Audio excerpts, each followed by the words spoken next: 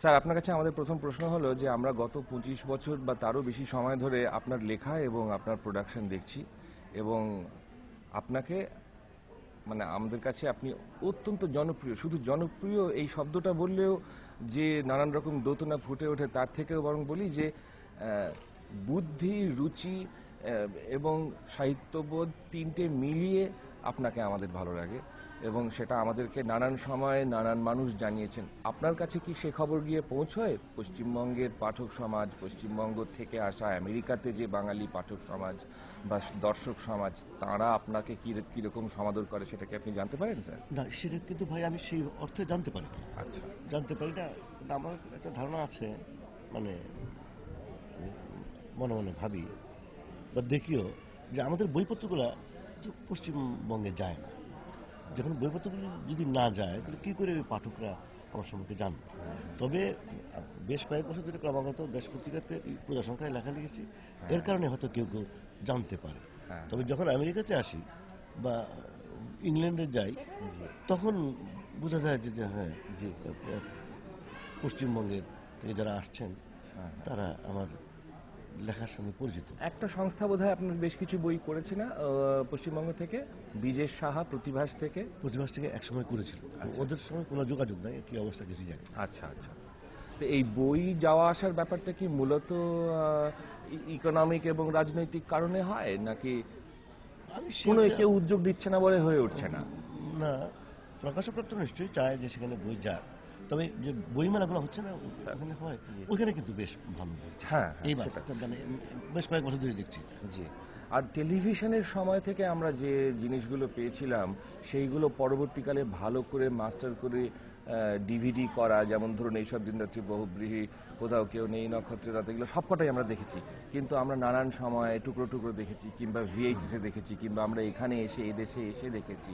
তো এই জিনিসগুলো কি নতুনভাবে মার্কেটিং করা হচ্ছে বা কেউ করছেন? সেই অর্থে ভাই পুরানো যেগুলো আছে সেগুলো হচ্ছে না, কারণ হচ্ছে পুরানোগুলা মালিকানা হচ্ছে বিটিভি, বাংলাদেশ টেলিভিশন। জি। বিটিভি হচ্ছে সরকারি সংস্থা, ওরা তো ওদের কোনো জিনিসই হাতছাড়া করে না, ওদের মাথা ব্যথাও নাই, কেউ দেখলো কি না দেখলো তাতে। আচ্ছা। তবে নতুন যেগুলি আছে সেগুলি কিন্তু সেগুলো সুন্দর হয়। সংস্করণ বের হচ্ছে। এগুলো বিটিভির কাছ থেকে কি নেওয়ার পরিকল্পনা আছে বা করা যায় না? বিটিভি ওরা এটা নিয়ে মাথায় হয় না। আচ্ছা। অনেকে হয়তো কিন্তু চেষ্টা স্যার, এগুলো করেছে। বাংলা টেলিভিশন এবং নাটকের জগতে এগুলো অমূল্য সম্পদ বলে আমরা মনে করি।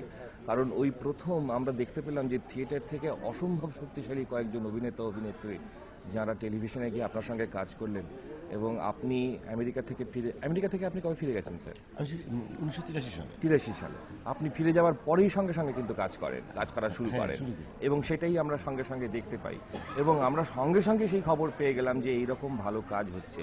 সেই কাজের ধারাটাও আমি মনে করি অব্যাহতই আছে, পরবর্তী জেনারেশনের নতুন মানুষ এসে কাজগুলো করছেন, কিন্তু আপনার ওই ধাক্কাটা বিশেষভাবে 71-এর পরে যে একটা জোয়ার ছিল, সেই জোয়ারের পরে নতুন একটা স্টেজে নিয়ে যাওয়ার পক্ষে, বাংলাদেশকে নিয়ে যাওয়ার পক্ষে একটা বিরাট সহায়ক বলে আমার মনে হয়েছে।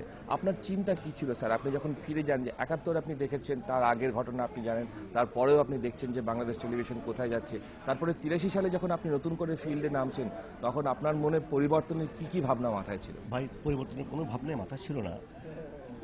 মূল ব্যাপারটা ছিল আমার জন্য অর্থনৈতিক। জি। ওইখানে তো আমেরিকায় যখন ছিলাম তো টাকা পয়সার কোনো সমস্যা ছিল না।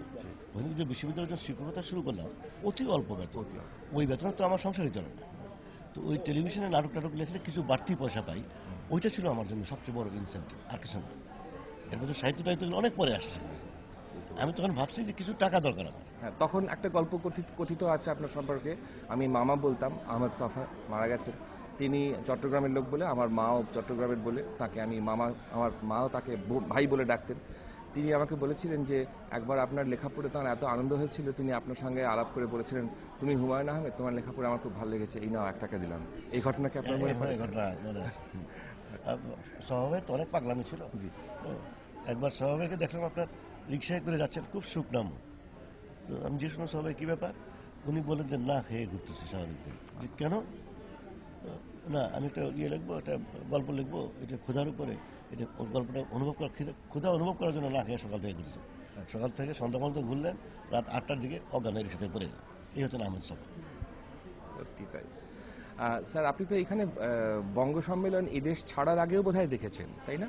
বাংলাদেশ এদেশ ছাড়ার আগে তো সেভাবে বঙ্গ সম্মেলন সেভাবে হইতো হতো না। হইতো না তো, ফোবানা কি হতো স্যার? ফোনও হইতো না। 1983 বহু আগের ব্যাপার। হ্যাঁ হ্যাঁ হ্যাঁ, তা ঠিকই। আমি 90 সালে এসেছি, তখন থেকে দেখছি যে এগুলো নিয়মিতই হচ্ছে।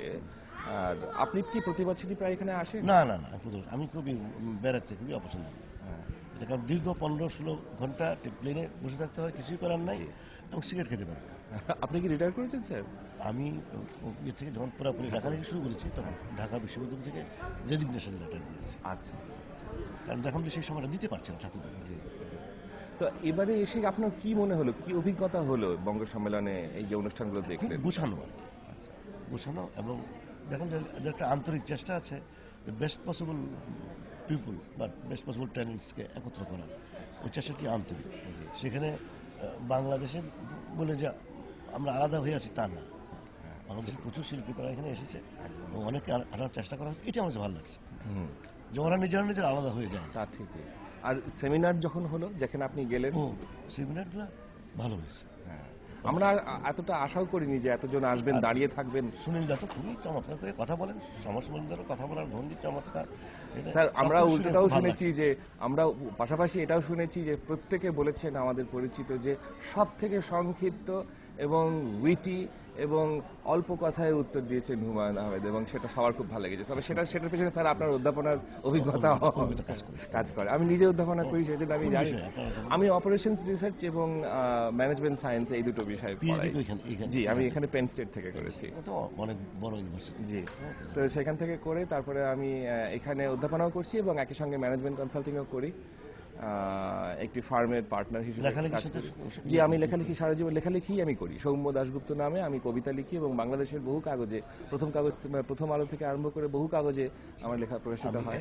এখন থেকে খেয়াল রাখবেন। বইও আছে আমার, আমি আপনাকে দেব। এবং আপনার উপরে স্যার আমার একটা নিজস্ব থিসিস আছে, এই অর্থে বলছি যে ধরুন গত সপ্তাহে আপনি নিউ ইয়র্কে ছিলেন, আমিও ছিলাম বিশ্বজিতের বইমেলায়।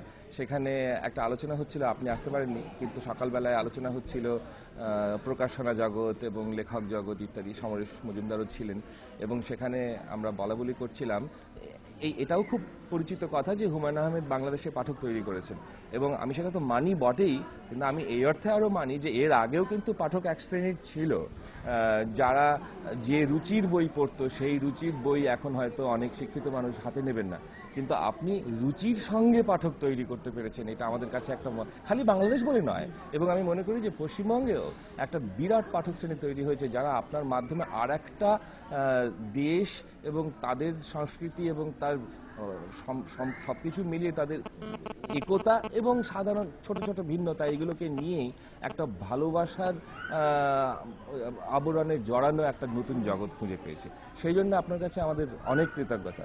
আপনার কাছে আমার শেষ প্রশ্ন, ছোট একটি ইন্টারভিউ হচ্ছে, পরে আমরা বড় একটা দীর্ঘ ইন্টারভিউ নেব যেটা ছাপা হবে, কিন্তু সেটা হচ্ছে যে এই দুই বাংলা এবং এই তৃতীয় বাংলা যেটা অভিবাস জীবন, সেটাকে আপনি ইউরোপ এবং আমেরিকার সঙ্গে মিলিয়ে দেখতে পারেন। আপনি বাঙালির সাহিত্য চর্চার এবং জীবনযাপনের ভবিষ্যৎ হিসেবে কি দেখতে পাচ্ছেন?